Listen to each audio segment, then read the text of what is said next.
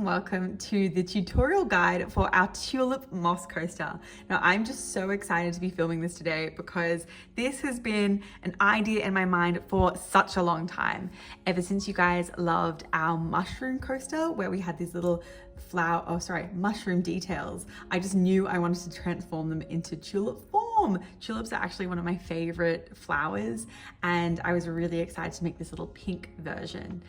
So this design has also been created exclusively for our Black Friday sale. So if you are watching this, I want to say a huge monumental thank you for your support, and I really hope you love creating this mossy little coaster with me.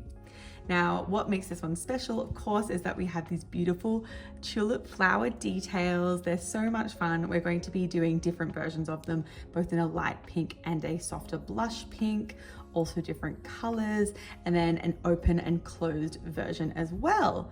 Other details on the coaster, I wanted to take inspiration from our grassy garden coaster, which is a very much beloved design, and it is still different, but it takes the layered idea and it has bubbles at the back and different types of pom-poms, and then has a layered effect from dark all the way to light green at the front. And then of course I've added some of our favorite embroidery flowers too.